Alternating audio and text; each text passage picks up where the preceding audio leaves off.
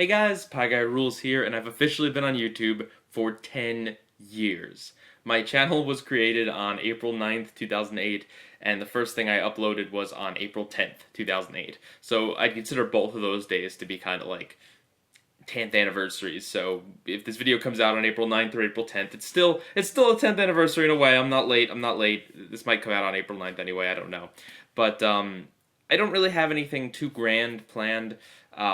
The SETI arc is going to continue, and that's kind of like the big 10-year anniversary thing, I guess.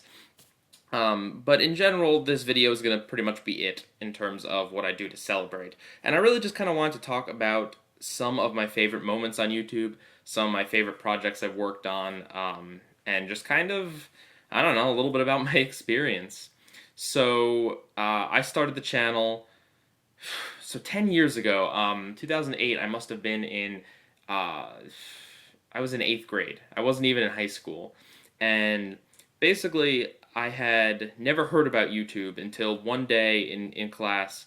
Um, one of my classmates had uploaded their school project to YouTube, their video project, and that's kind of how they were showing it in class. I'd literally never heard of YouTube before that, and they mentioned that they used it, and then the class kind of started talking about YouTube a little bit, and my friend was like, "Oh yeah, YouTube, it's really cool. You'd like it. There's all this weird comedy stuff on it, and etc." So that's kind of what initially made me check out YouTube, and some of the first people I came across were like Yu-Gi-Oh! The Abridged series. Adam West Lapdog made the Legend of Zelda Abridged series, and those are the two that I remember. I'm sure there were like a few others. I think I came across Ashen's pretty quickly. Um, and those are kind of the two. Maybe the Angry Video Game Nerd. Maybe then that might have been a little bit later. But those are kind of the big ones that I was like, you know what, this looks cool. Growing up, I'd always kind of wanted to be a filmmaker. I'd wanted to be an actor, and then I wanted to be a filmmaker, and I wanted to star in my own sitcom. I wanted to like do all these things, but I never really, unfortunately, I wasn't one of those kids that had like a large group of friends that wanted to do that sort of thing, or I didn't have any siblings. So I didn't really have anyone to do these videos with, and I didn't really have a camera. And so I never really made stuff like that growing up, but I'd always wanted to. And so I'm like, okay, well, here's my chance. I can kind of like do my own thing. So I started off my channel making these Animal Crossing abridged videos, which they're not abridged series. Like I don't know. I called it that because of basically like the Legend of Zelda abridged, but even that was like a weird, like abridged series aren't really that. It's more of, I kind of made like a machinima type thing, I guess. I don't know. It's still up on YouTube if you wanted to check it out. I think that interestingly enough, some of the comedy in the Animal Crossing videos works. Even though like everything about my presentation, about like the way I edited the video, everything else about it is just really awful. Um, so anyway, I did that for a little bit, and then basically later on in 2008, I kind of came across some of these like rant videos about like Nickelodeon and Cartoon Network. Those were kind of a thing at the time where you'd make these like rants. Like YouTube's kind of had like these content, and I mean, a bridge series in them of themselves, that's a pretty dated term.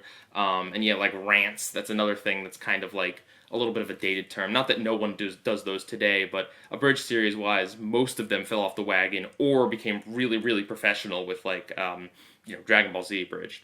So anyway, I came across these things, and it was mostly just kind of like young people talking about like, oh man, Nickelodeon airs SpongeBob too much and this and that, and I had kind of gotten to an age where most of my friends weren't watching like Nickelodeon, Cartoon Network. They didn't.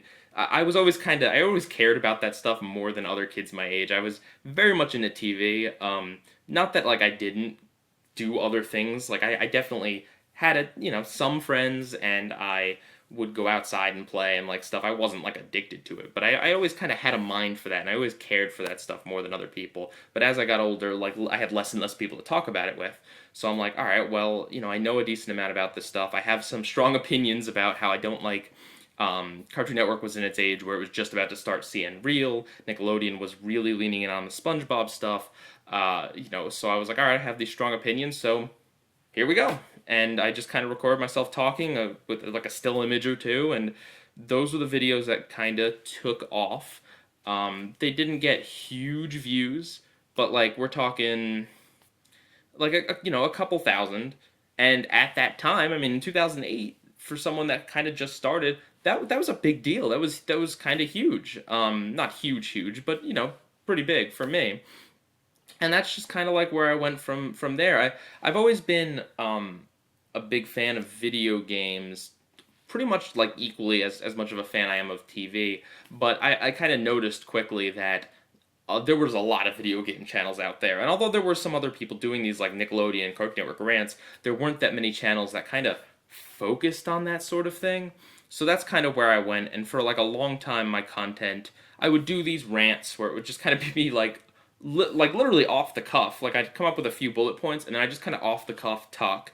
And eventually, as I got a little bit better in terms of like what software I had, because I originally used Windows Movie Maker and like a really crummy laptop, my built-in microphone and everything.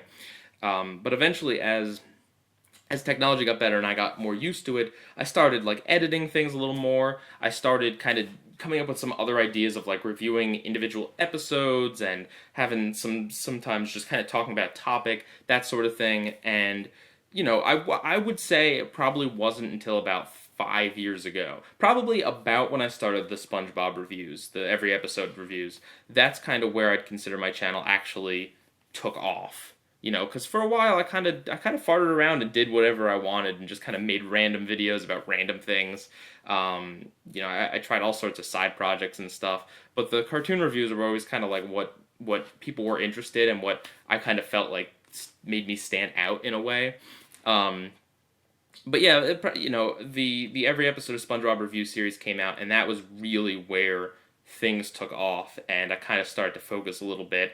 And I'm really proud of the stuff that I've done in the past few years. The SpongeBob series was, I mean, it was just crazy because I made this project and I made the first season in only a few weeks, but the first season review was a lot of kind of how I used to do things, where it was basically I would kind of just talk a little bit about an episode and then move on. I wouldn't. They are reviews in a way, but they're also more just kind of like every episode of SpongeBob briefly touched upon. They're not as cleaned up as the later season reviews were, but it was so cool making that and kind of seeing a concept that other people have reviewed every episode of something, but no one had really done it in the way that I did it, and it was cool to have people really interested in what was coming next in the channel, when the next part was going to be, and knowing it's whenever you release a video to YouTube, when you're at my level, you never really know what's going to have a huge impact, what's going to get tons of views, and what isn't. There are some videos where you kind of like have an idea, like, okay, this is going to get a lot of views, or you have an idea, okay, this is kind of a niche subject, it probably won't. But a lot of times YouTube can surprise you, and to have those SpongeBob videos that, even though they were a ton of work and a big pain in a lot of ways, to know that people wanted these videos, and to know that there was going to be a big audience and there was going to be a payoff, not just like in cash, although it is nice knowing that those videos were going to actually make me back money. It was worth putting the effort into, but it was good knowing that people cared and people wanted those videos. And so that was kind of like the big turning point for me. The other big project that I did and am still doing is the bottom of the bakery that came about. It's like I was trying to look and see what people weren't doing. And to this day, I mean, people really aren't talking about these Schneider's Bakery shows, even though a lot of people my age and younger and older, watched these shows and very much cared about these shows, and the shows got tons of views. It's a very popular subject, but not a lot of people on YouTube were talking about it. I have a feeling that now that all this stuff is coming out with Dan Schneider and everything, more people are going to be talking about it, but you still don't really see too many people that are like reviewing episodes. You just kind of see some people that have like reactions, or they'll make videos about like their favorite ship, or that sort of thing. There's not really many people that kind of like review this stuff. So I kind of thought that was like an interesting concept, and there's a treasure trove. Even though they're not going to be with Nickelodeon after Henry Danger and Game Shakers. If I wanted to, I could continue the Bottom of the Bakery series probably another 5-10 years just on existing material. Like, there's that many bad and good stuff in the mix that I could do Bottom of the Bakery and Bizarro Bakery. But yeah, I don't know. I mean, I don't know if it's really come across, but I never really liked doing like strictly like this is a show. Like there was never the Pie Guy Rules show episode one.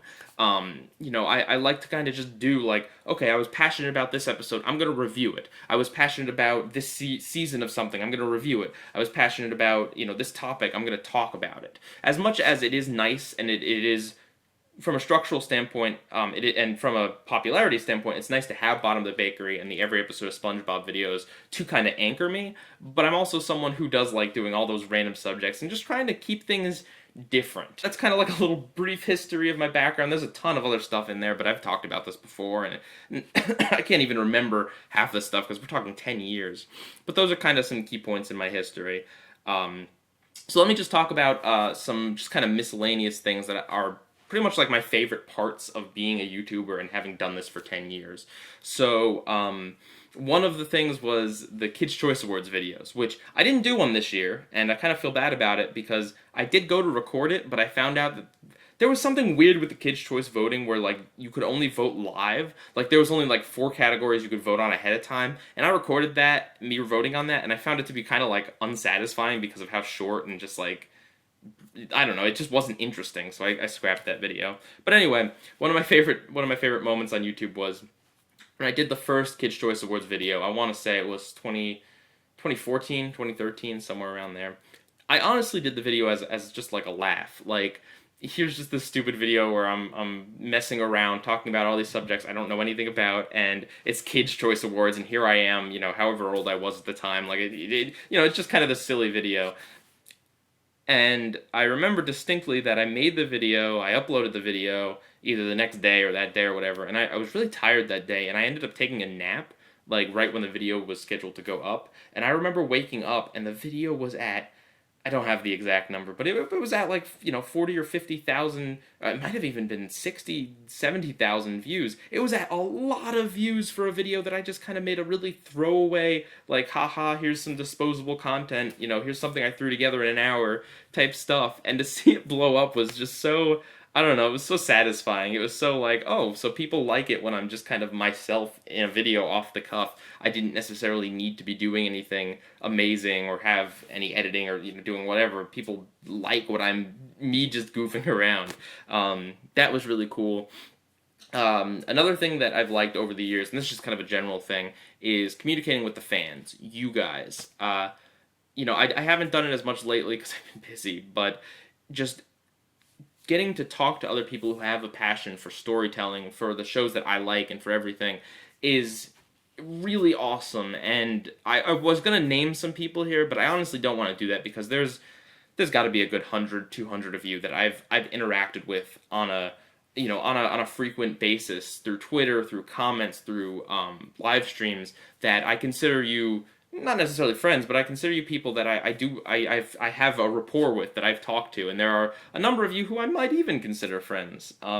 So if I've ever had any interaction with you, just know that I appreciate it, and I've always enjoyed it, and I've never, even if I have been busy, it hasn't been like an intentional, like, I'm staying away from fans type thing. That's always kind of been one of my favorite parts of the gig. One of my absolute favorite things, and something that I never thought would happen, would be getting to be in a cartoon. So, Jack, I think he's going by Mad Jack Rabbit, or I can't remember what he's going by these days, but he formerly Cartoon Lover 98.